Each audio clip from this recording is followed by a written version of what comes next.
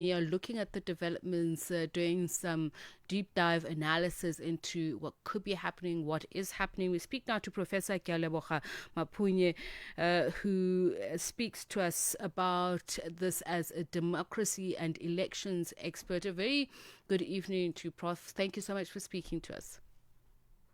Good evening, Sapiso, and good evening to your viewers. Thank you for inviting me. Professor Maphunye, somebody whom we've worked together over the years, covering elections in South Africa specifically. I'm just thinking back, listening to Nhlanhla's experience, and it reminds me of my own personal on-the-ground experiences covering, I'm thinking of elections in the Democratic Republic of Congo.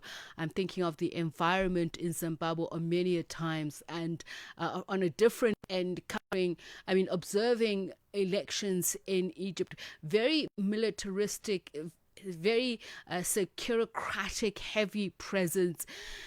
Is this just another page from the same hymn book that we're seeing play out in Tanzania? Sapiso, I'm afraid your observations, experiences are almost very similar to mine. I've seen the same script in countries like Uganda, 2016, countries like Zimbabwe, 2013, and even the recent ones. And of course, it's the same script in several African countries. It's very worrisome. I've just heard your guest Nhlanhla talking about, mentioning words like fear and panic.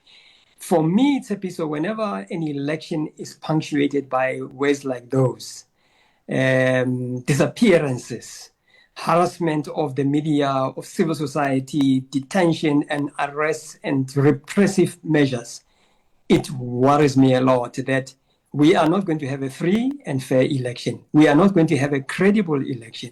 And unfortunately, it looks like even though we are still carefully observing the outcome of the Tanzanian elections, the script might just be veering exactly in that direction. And we're hearing some worrying figures, alarming figures from opposition who are saying as many as 700 people could have been killed in the clashes with security forces. On the one hand, critics of the opposition will be saying that it's an exaggeration, but the very opposition parties and some human rights bodies have been saying there have been kidnappings, there have been arrests, there have been killings that have not been widely reported because the state has been putting on a front of an environment that is conducive to free and fair elections. Just how sinister is the environment in Tanzania now? Or do we have to take the reports from the opposition in measured doses? We have to take all reports from both the opposition as well as from the official circles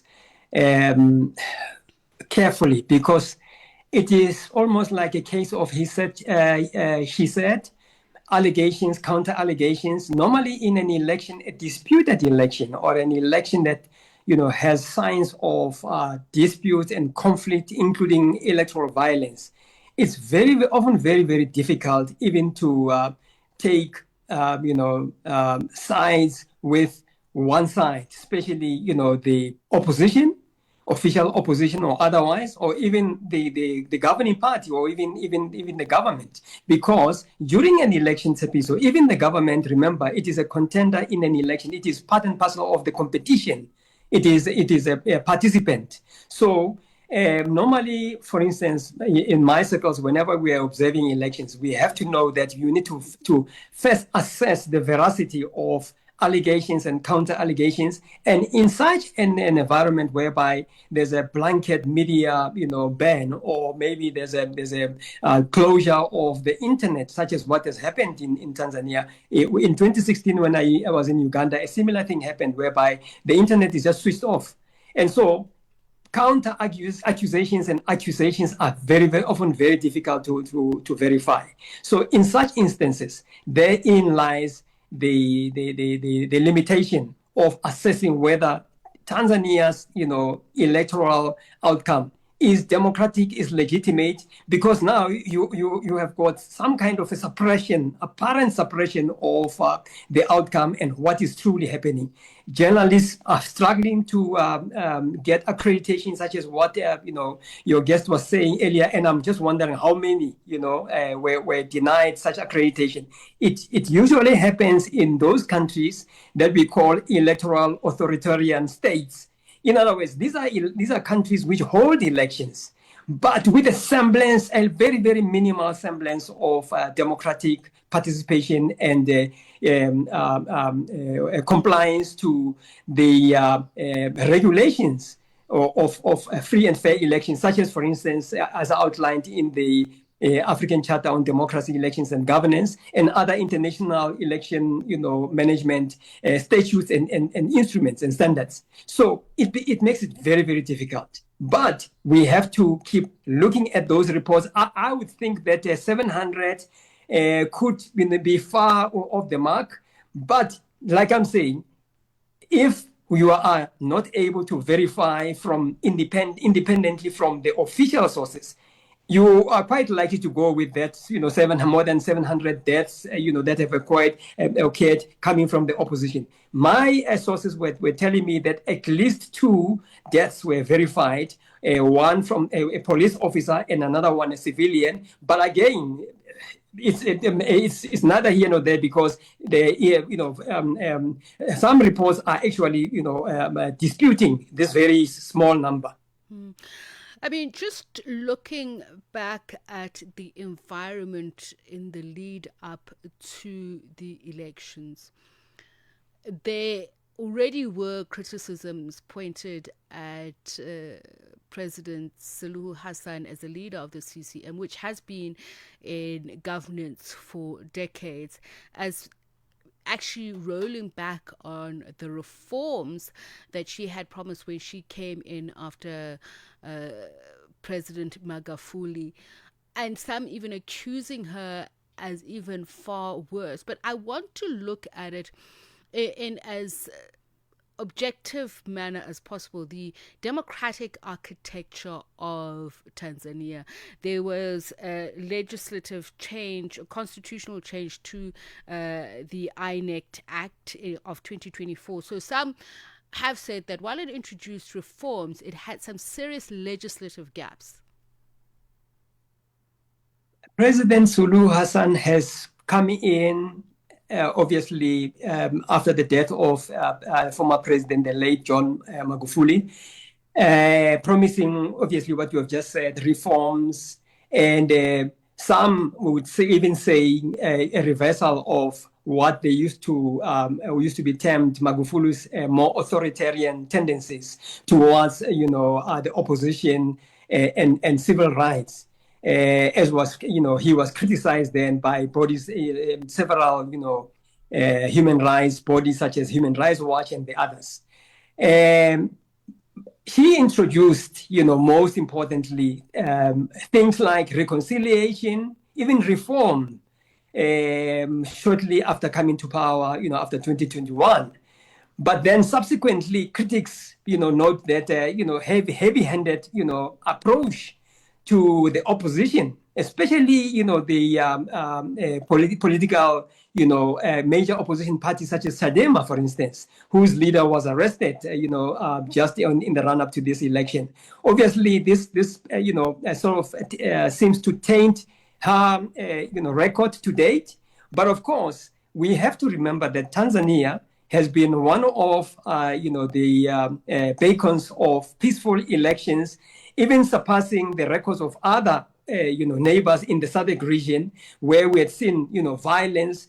Tanzania never used to have that. But of course, we are talking about the earlier years from 1995 onwards, and up until Magufuli took over. And then, of course, the opposition parties and civil society organizations were accusing his regime of repressive tendencies and authoritarian practices. But now with Suluhu Hassan, it becomes very, very difficult to just assess her record based on the few years that she has been in power, because remember, she took over the term of office of her predecessor. So it's going to be, in my view, a mixed assessment of her legacy or her role to date. Of course, if as the post outcome suggests that she has won, then of course we will continue assessing her regime based on the criticisms of her policies, and of course the good things that some Tanzanians have said she is doing, especially in terms of infrastructure and development. So it's more like a divided political score, if you like. Okay. So, Prof, I mean, the Gen Z are asking at the moment that there be a cessation of the preliminary release of election results.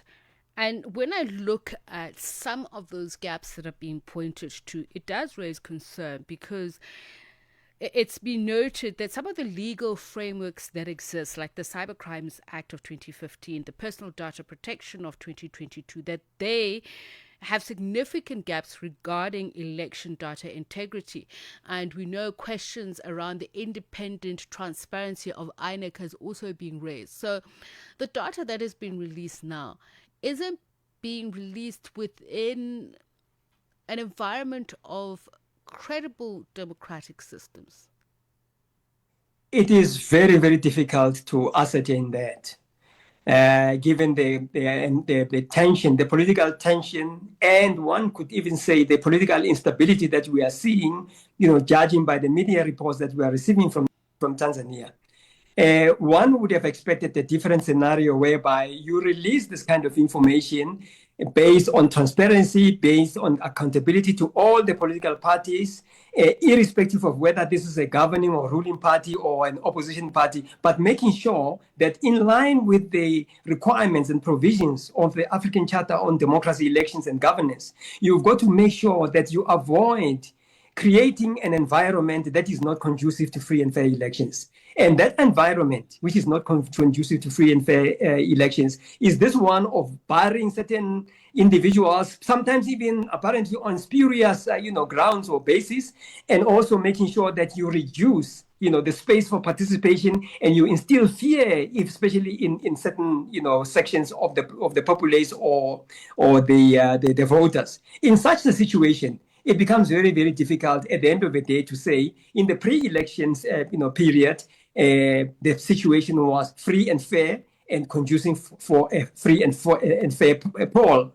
At the same time, as was seen with the protests on election day, one becomes finds it very difficult to give a clean bill to Tanzania's elections on E-Day, on election day, because you've got all these situations that are happening outside that, in my view, normally affects the credibility of the poll. In other words, to what extent can we say that people were freely and fairly and without any harassment, without any so-called no-go areas, such as what we have seen in some parts of South Africa, in KwaZulu-Natal in the previous elections in 2024, whereby people are generally barred from participating. So if there are no no-go areas, then we can safely say that the poll is credible, the participation is credible, is open, is free and fair. But if there are all these instances of repression and people being barred, and of course, vehicles and buses and transportation means being, torched, burnt by the protesters, and the security forces using live rounds of ammunition. At the end of the day, Sepiso, it becomes very difficult to give such an election a clean bill of health. Prof, thank you so much for speaking to us. Unfortunately, we have run out of time, but we do appreciate your insights and your input on what is happening in Tanzania.